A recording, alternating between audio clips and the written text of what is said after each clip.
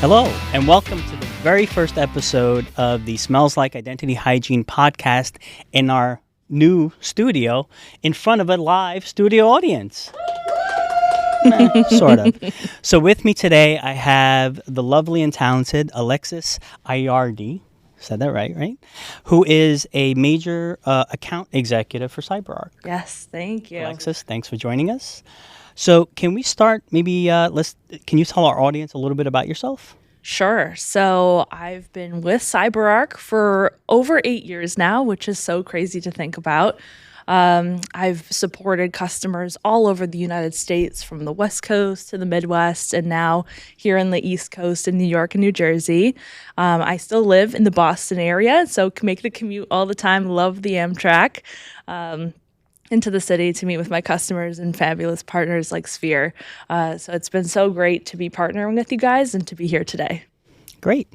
So I know a lot of people, at least the people that are listening to this podcast, know what CyberArk is, but they probably are familiar with CyberArk as the PAM solution. Sure. And of course, we talk about all the time that CyberArk is more than just CyberArk PAM. It's kind of where CyberArk started, but it is so much more these days. Can you tell us a little bit about I think it'd be interesting for our audience to hear how CyberArk views itself in kind of the identity and security space. Yeah, so, and I'm so glad that you're bringing this up because I think it's a common misconception for a lot of our customers these days, and a lot of folks who might have heard about CyberArk in the past but haven't had the chance to interact with us in the last couple of years. We are now the identity security company, and we're securing all identities from human identities and traditional PAM up into machine identities as well, and covering workforce identities, non-human accounts. There's a lot we can do today that our customers don't realize, and customers out there in the space that might not interact with CyberArk that we can do. So we're here to help, right? We think it's really critical that all identities are secured because in these days, we're no longer all coming to the office anymore. I mean, some companies, they're doing a lot of bringing folks back to the office now, but we're in a world where the identity is the point of breach for a lot of these incidents that we've been hearing. And so I'm going to throw out an old CyberArk slogan to protect the heart of the enterprise. We have to protect the identities. Each individual identity as a human and a machine, an application, those are the new hearts of the identity, if you will. So I think it's really critical.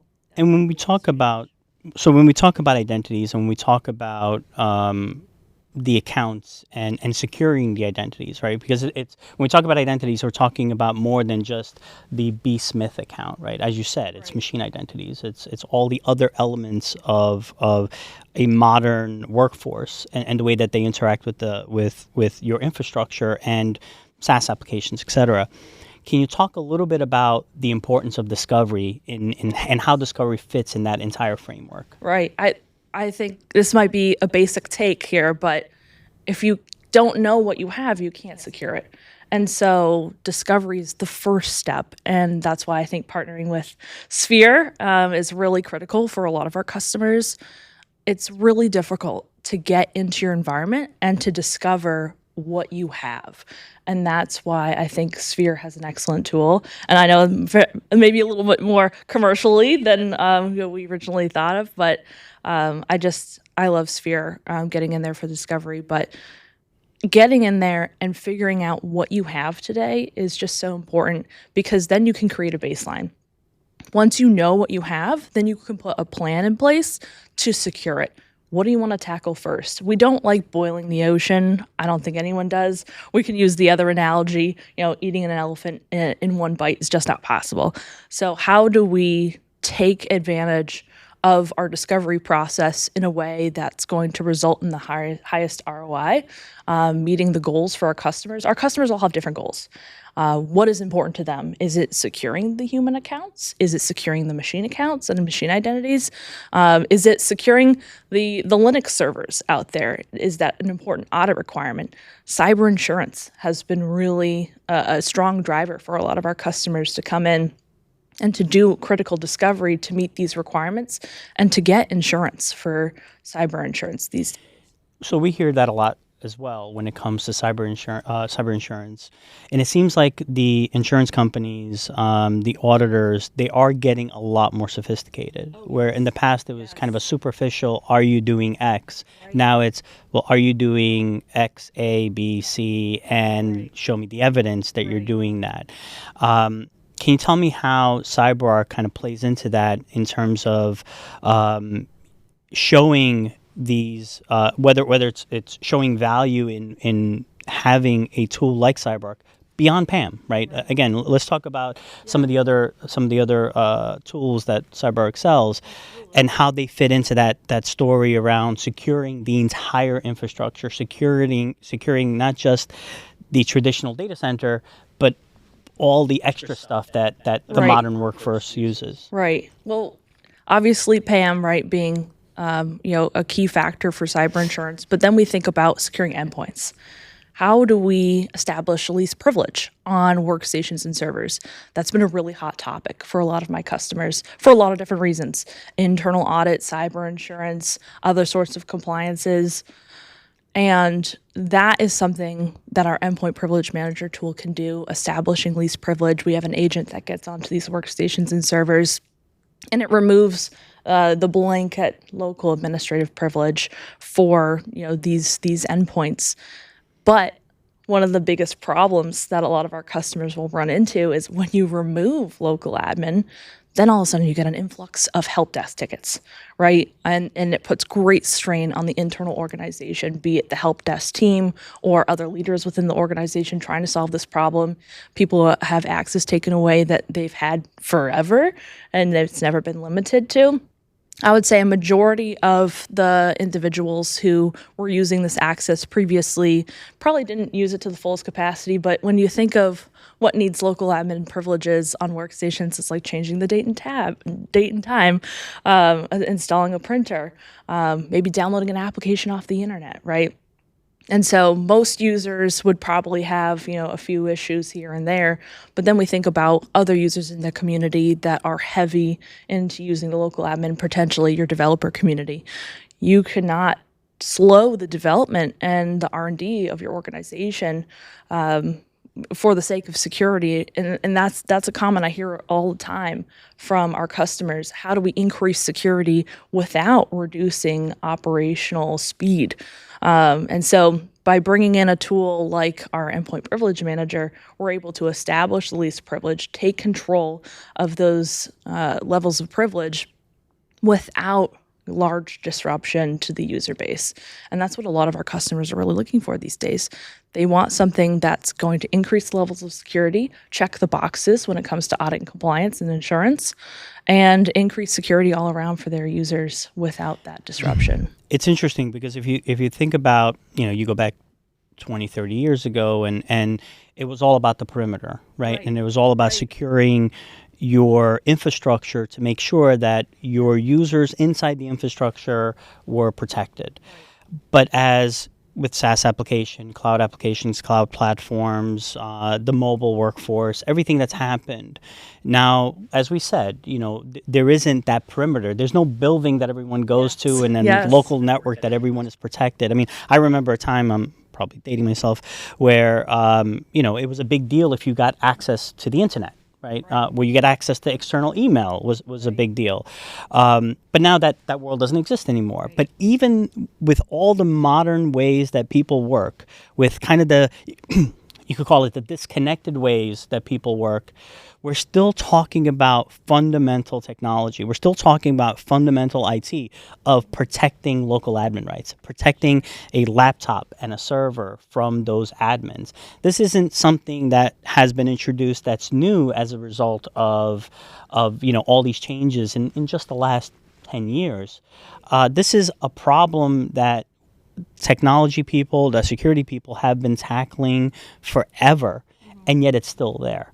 And the threat landscape just keeps increasing. And then, of course, you have to talk about AI and how that's causing kind of additional threats, ways that environments are compromised.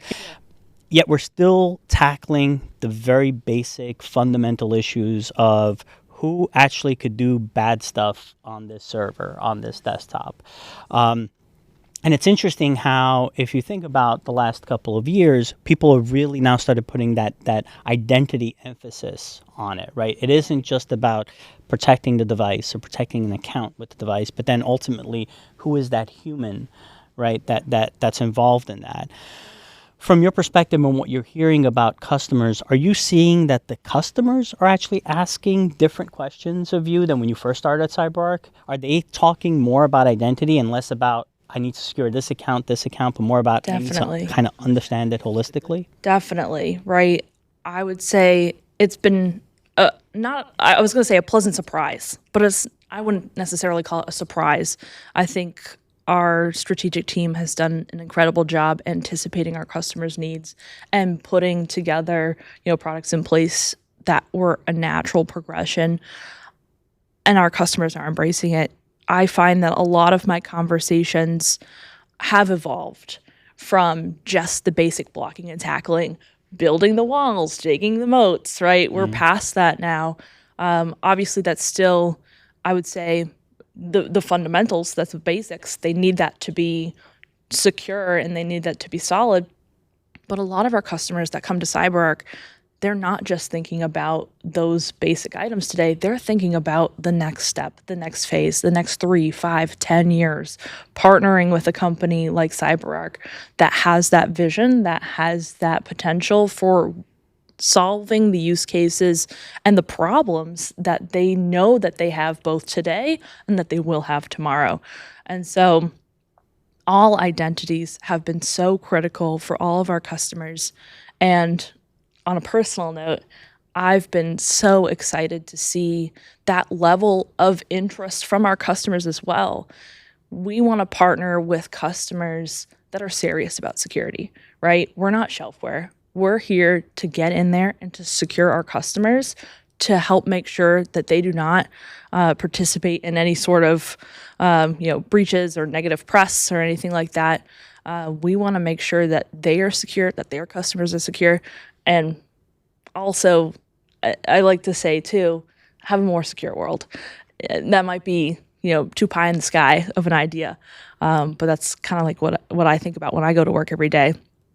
It's a greater mission that I have and that the company has. Like we think of a better, more secure world, and to do that, it's securing all of the identities. And so we've seen a great response from our customer base wanting to dive into securing the greater workforce, people we don't think traditionally as IT admins or power users, regular folks, salespeople, marketing teams. If someone comes into an organization as a malicious user or a hacker and they want to take an organization down, there's a lot of different ways to do it. One of them could be getting into that marketing team and taking the social accounts. How horrible would it be for top brands to have negative things posted on their socials? We've seen it before, right? Where hackers get after social media accounts and post crazy things. Even if it's not to tear the brand down, it could be to get money, like, send out malicious links, all this other stuff. So that's like something that I would say it's not new anymore, but that was one of the things that really got me excited about securing the greater workforce. Something I think we can all relate to is those marketing and social accounts. But then we can also think about banking and financial access now to the cloud, securing cloud access, not access to the cloud, not just access to the cloud, of course, access to the cloud, but the access within the cloud, making sure that especially now, so many organizations, they're cloud first, they're SaaS first, and they're building out their entire infrastructures into AWS, Azure, GCP, other cloud environments. How do we make sure that those environments are secure? How do we make sure that they're not, attacked or used maliciously, for folks? That's another type of stealing that people can do. You can get into these cloud accounts and create, servers for your own crypto mining, charge it back to the company, right? How horrible would that be for an organization to be spending that money? So one thing you mentioned was interesting. You talked about how essentially the security product that you buy has to be able to grow with you, and you have to understand the vision of that security product. People always talk about buy products for what the functionality they have today, not the functionality that they're promising in the future. And of course, that makes sense for a cell phone or if you're buying a car, right? Because you need to use it today. And if they promise something, you just don't know, will you actually get it? And there's plenty of instances where you don't get what's been promised.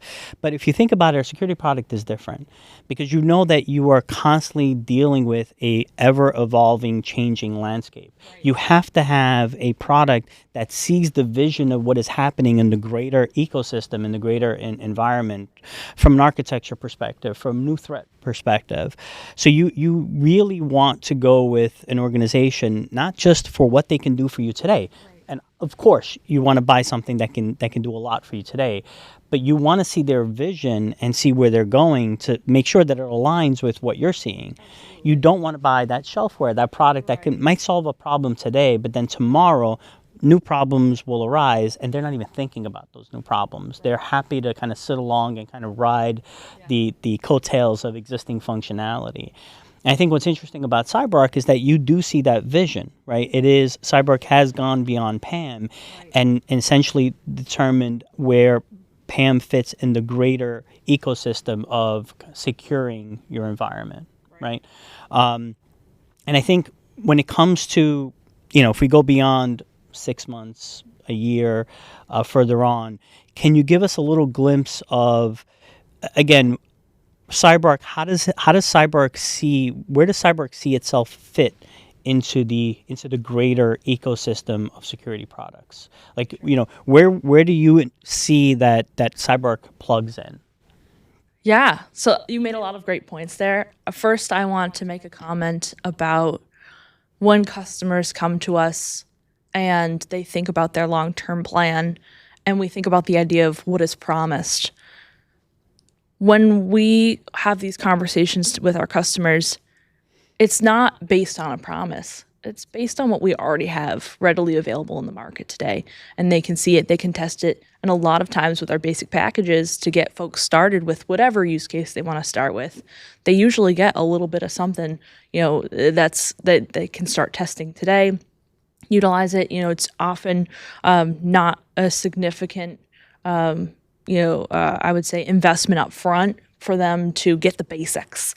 And so from there, they have real tangible software that they can actually start investigating further use cases for. So they don't have to rely on a hope and a wish. They know what the functionality is that they can grow into. So that's my first comment. And then secondly, when we think about the unknowns and how will CyberArk be in a year, 2 years, 5 years, 10 years?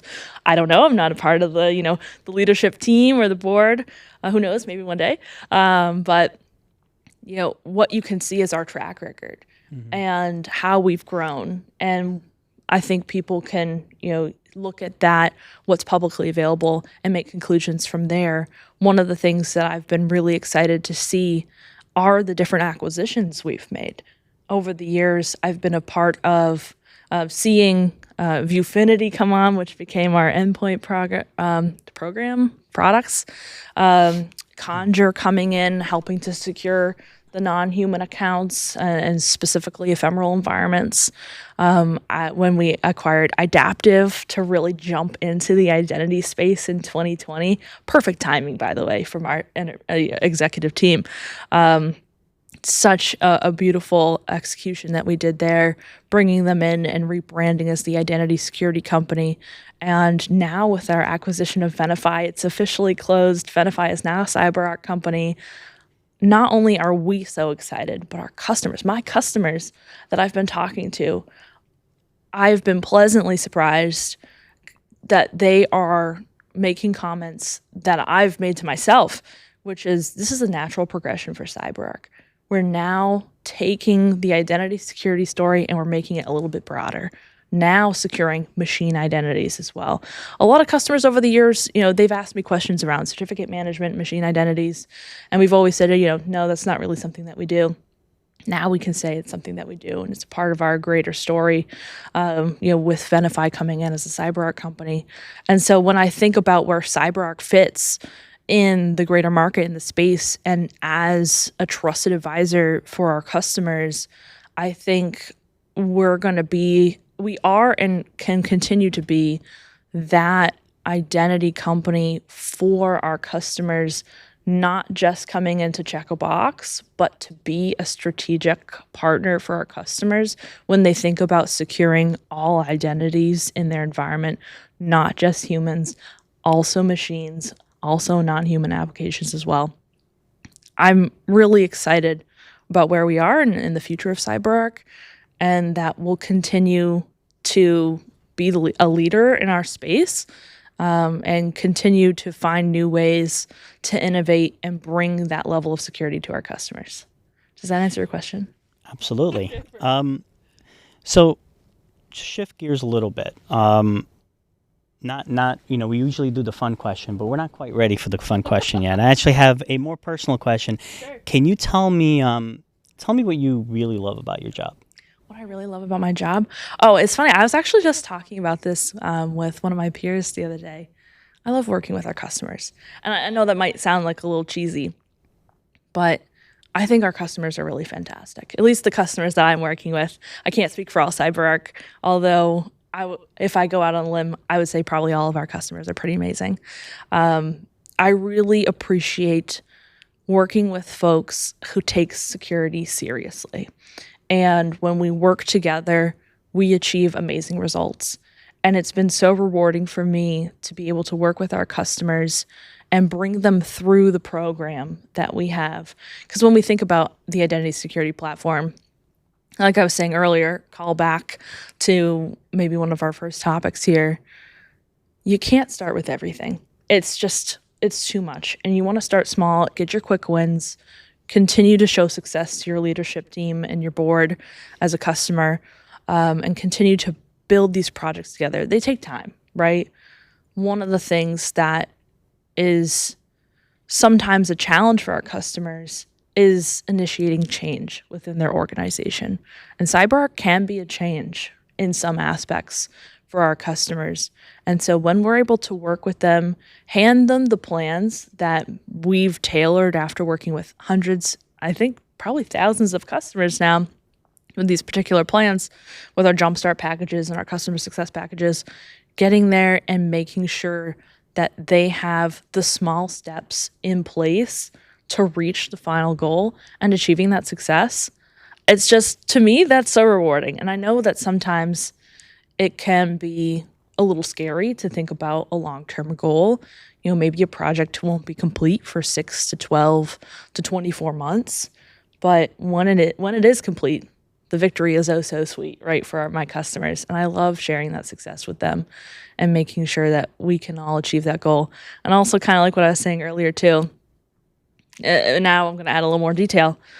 I knew I was never going to be like a doctor or a lawyer or and any sort of hero in the space of what we think about when we think about traditional jobs. And so I had always kind of hoped that in my position, I might in some way help individuals outside of my own little sphere of my world. And so it's really great to see that when I'm helping my customers to become more secure, I'm not only helping them in their organization, but their customers too.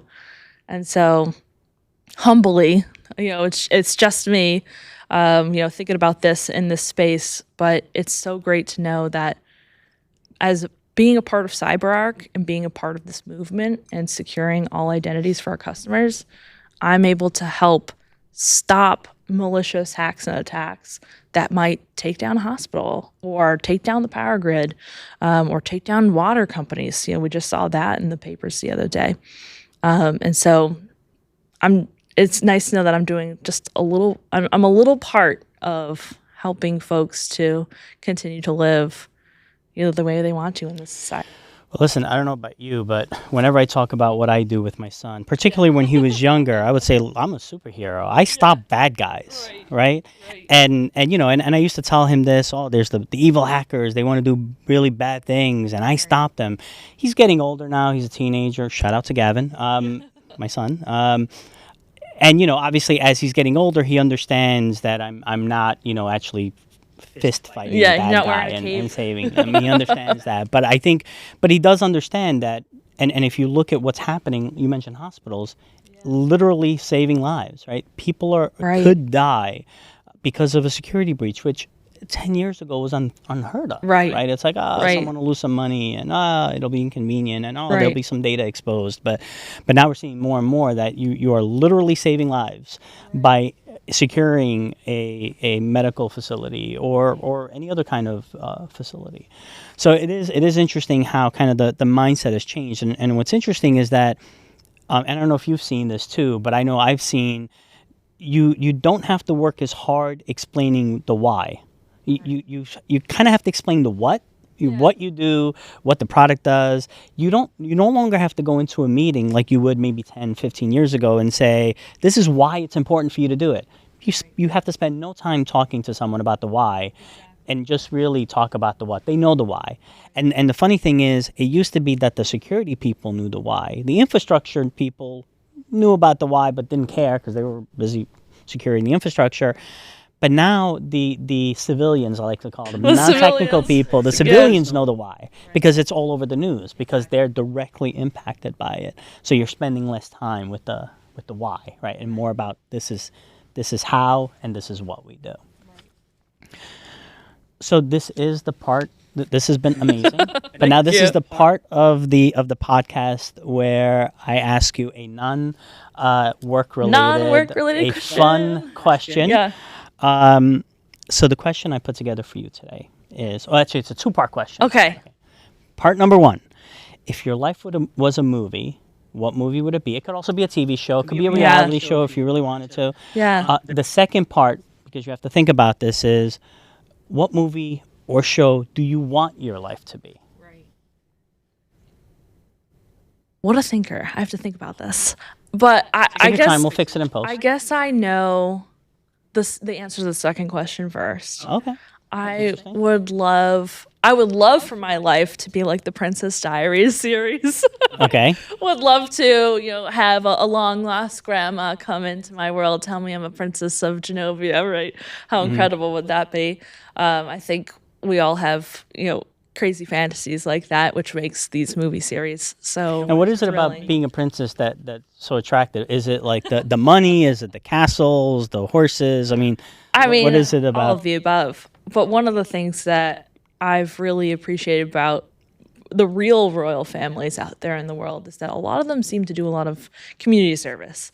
And they have the time and the ability to do that, to be patrons of a lot of different organizations, charities, the arts. And to be able to have that kind of platform to send positive messages out to the world. I think we can all, really respect what Princess Diana did many years ago. She still has quite the reputation. I don't think I could ever be Princess Diana, but how wonderful would that be to be able to share such positive, messages with the world and to be able to do such incredible work that touches the lives of so many people. So I think about that. And then also the fun answer, the jewelry. Come on. Jewelry. I don't think I'm familiar with the jewelry. I'm sorry. I thought you were talking about another movie. I was confused there The for a jewelry second. of the royal family. I really appreciate all of the gems shiny there, objects. the shiny objects, right? All right, so that's what you want your. That's what I would want my life to be. When I think about how my life is today, I don't know if I could identify a movie or a TV show that currently embodies where I am. Maybe, I guess shows that I think are really funny are maybe like Friends. Mm-hmm. And how crazy is it that was filmed so long ago and is still so relevant today, where we're all just trying to live life and go through the motions, but trying to take opportunities to find the small joys in life. Maybe I guess my life today could be like Friends, where it's like it's realistic. You run into your car breaks down, or you get a promotion. Things are exciting, and then you go through the holidays with your friends and your family, and you celebrate the small things in life, and then it's not over yet, right? And I guess that's another reason why it's a little hard to answer the questions, because good news. My movie isn't over yet, so I don't know the conclusion. And the thing is, it a comedy? Is it a tragedy? Sometimes it could be a comedy sitcom, and then there's days where it feels like, a little more drama and a little more, you could go from Friends to Die Hard to Best Christmas Movie, Fight Me. I've heard that. I respect So it's like, so I know I asked you the question, and usually I answer too, but this is a hard one, right? Because it is kind of day to day, right? Sometimes it's all great and everything. It's all friends and it's Thanksgiving and you're playing football outside and everyone loves each other, and then the next day it's like, you're at the top of a building and it's a hostage situation and you're the one person that can save everything. But it does feel that way. But I think to kind of bring it back to ultimately what we do for a living, right? Our roles and kind of what we do is to kind of be that. Sometimes it is to be Bruce Willis, no shoes on, and something bad has happened and you got to kind of swoop in and save it. And then other times it's the drama of the drama of reality TV and dealing with all of that, and then other times it's Friends or Seinfeld or some other sitcom. So Alexis, this has been amazing as always. Thank you for being our first guest in the new studio with multiple cameras, which is it's very sophisticated. Hopefully all good angles here. All good angles. This has been fantastic. Thanks again. Thanks for joining us, and come back anytime. I will, for sure. Thank you so much for having me. It's been fantastic. Thank you. Thanks. Thank you for listening to this episode of Smells Like Identity Hygiene. Smells Like Identity Hygiene is a production of Sphere Technology Solutions, and our producer is Matthew Flake. Until next time.